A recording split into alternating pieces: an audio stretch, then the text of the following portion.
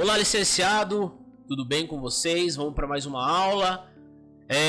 A nossa aula de hoje, ela foi desenvolvida, ou a gente pensou nessa aula, realmente em função de muitas dúvidas que têm ocorrido, ou até mesmo muitos erros de análise que estão sendo feitas com relação ao assunto, tá?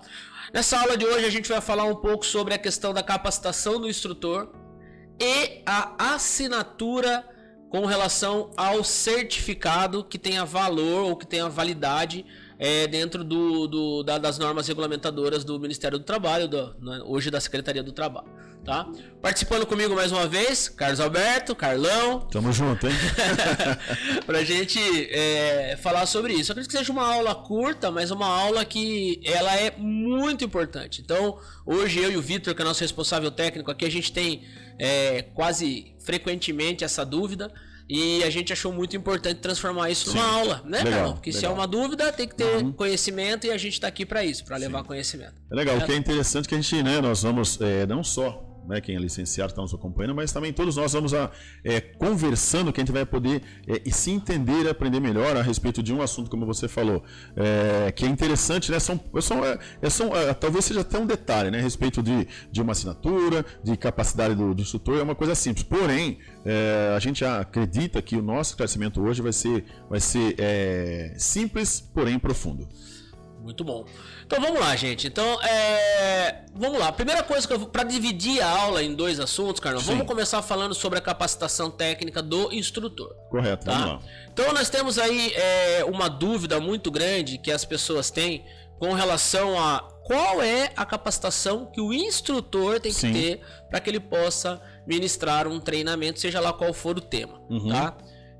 Vale lembrar que no caso de algumas normas específicas, a gente vai falar, depois dar um exemplo de uma norma aqui depois, que é a NR13, ela até deixa claro que o operador, com conhecimento, ele pode acompanhar, ministrar ali o acompanhamento do estágio, alguma coisa nesse sentido. Mas de modo geral, ou de modo mais amplo, que eu acho que é o que a gente tem que falar, a norma fala que o instrutor, para ministrar um treinamento, ele tem que ter a famosa... Uma palavrinha difícil, né? Proficiência, ou proficiência, ou proficiência, como alguns outros falam, né? Então, e isso acaba trazendo muita dúvida para as pessoas, né?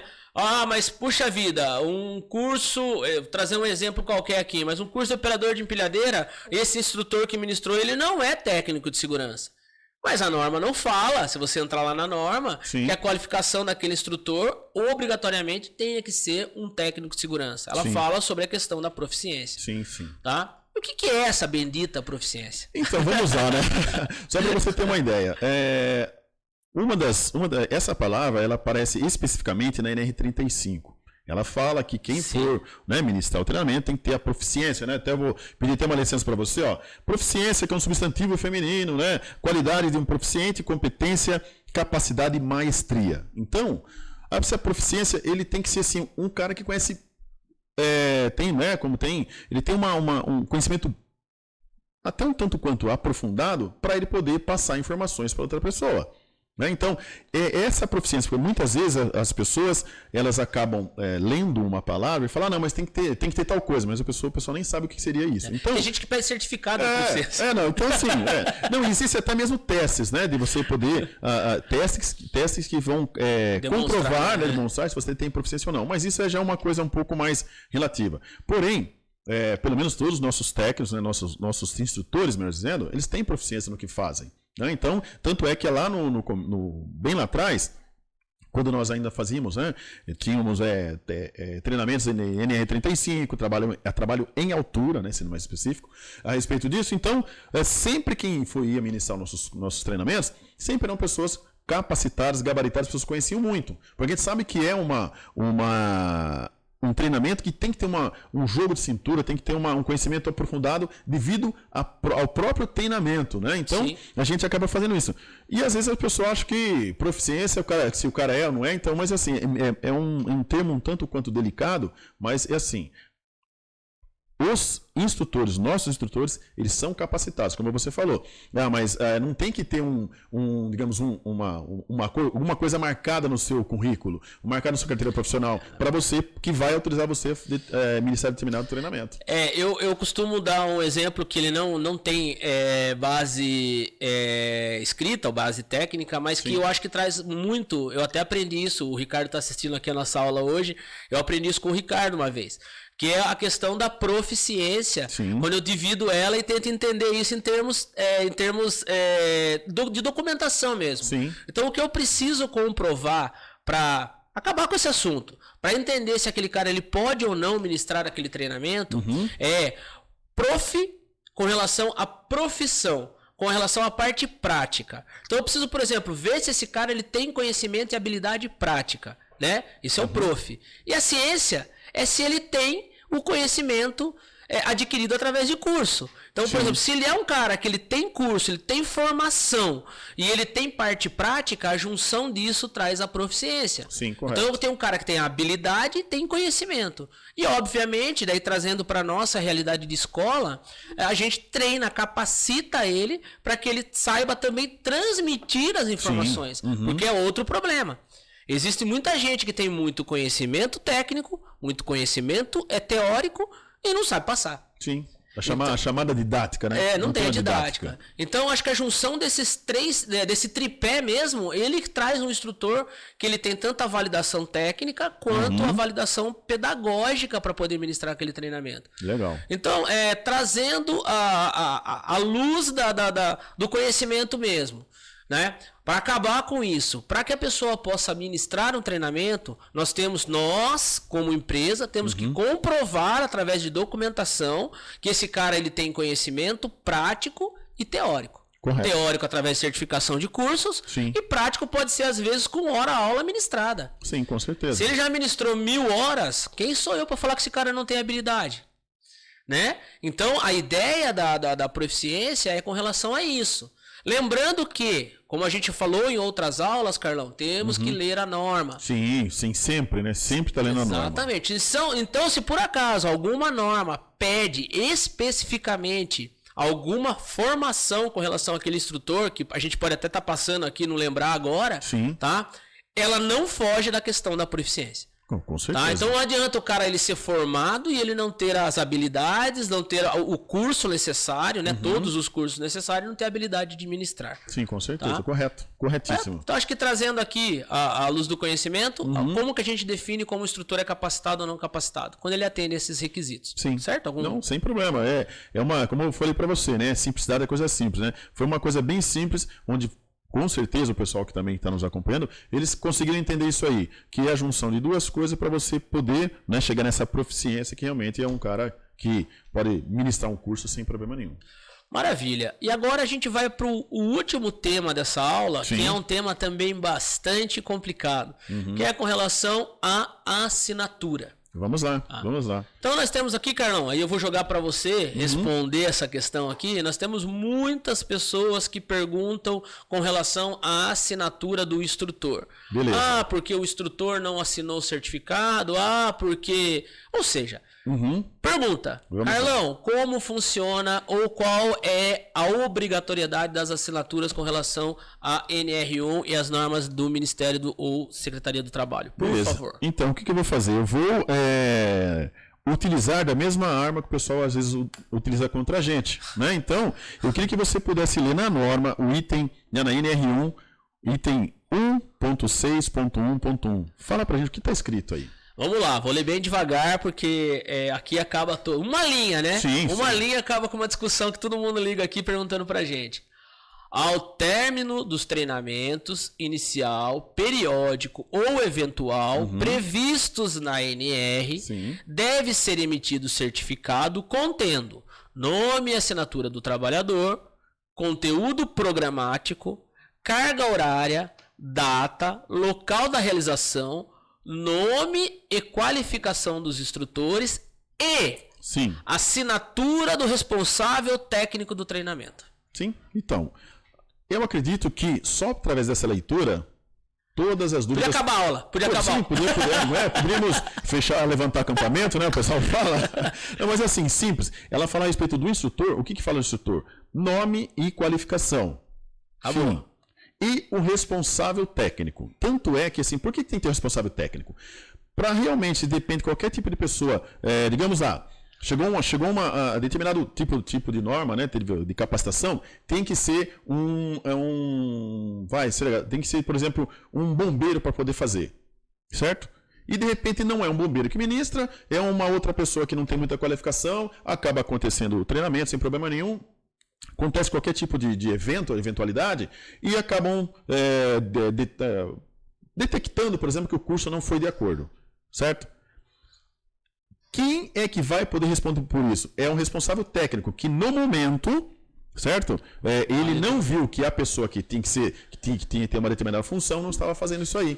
Então, a assinatura do responsável técnico é ele que chama a responsabilidade para ele. Né? Então, assim, até mesmo, independentemente que, se for como o pessoal quer mesmo, né, não tem essa de exigir assinatura de instrutor, exigir isso ou aquilo. É o nome, a qualificação, a local, a data, tudo certinho, e a assinatura do responsável técnico. Ponto final. É bem legal você falar isso daí, porque é o seguinte, o que a norma fala de forma extremamente simples é o seguinte, que toda a construção, desde o início do treinamento até toda a formatação do certificado, tem uma pessoa que é responsável por aquilo, que ele tem que colocar a assinatura. Sim. Resumo, é isso. Sim. Então, quem assinou aquele certificado como responsável técnico, daí eu posso até levar para algumas normas específicas que falam de profissionais que podem assinar, que a gente depois pode falar. Essa capacitação ou essa validação desse responsável técnico, ele tem algumas regras a serem seguidas, que daí vale a gente citar. Mas assim, é importante lembrar que essa pessoa que assinou, ela acaba sendo responsável por tudo o que foi construído dentro daquele treinamento. Sim, correto? Correto, sem problema. Tanto é que vou me adiantar a respeito que você falou a respeito disso. Por exemplo, na NR13, o que ela fala na NR13? Ela fala de um tal de um PH, né? Que é um profissional habilitado. Né? Ela fala no começo que é um profissional habilitado, depois acaba simplificando para PH. Para a NR13, tá? Quem que é esse PH, esse profissional habilitado? Ela não fala especificamente que tenha que ser, mas subentende-se, né? Isso aí que tem grandes problemas que nós temos. Subentende-se que tem que ser quem? Um engenheiro mecânico ser responsável pelo treinamento. Por quê? Né? Existem determinados tipos de cálculos, determinados tipos de compreensão que é do métier de um engenheiro mecânico.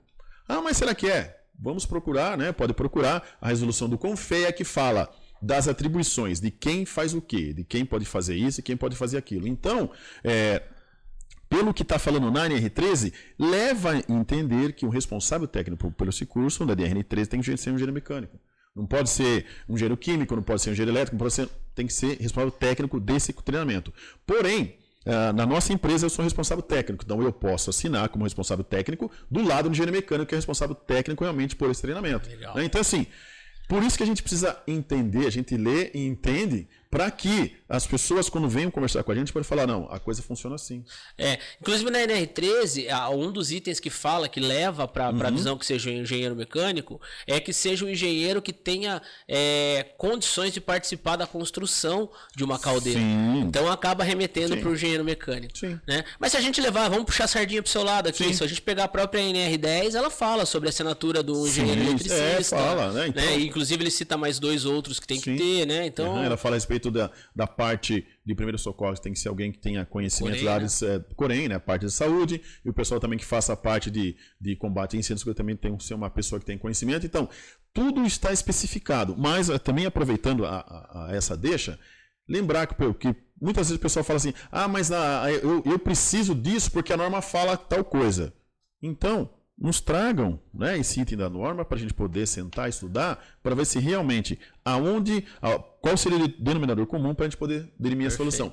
Porém, nesse caso específico, nós falamos a respeito a respeito agora mais com relação à assinatura, eu acredito que assim, o instrutor tem que estar o nome dele, a qualificação, e depois embaixo o responsável técnico pelo curso e sem problema nenhum. Maravilha, perfeito.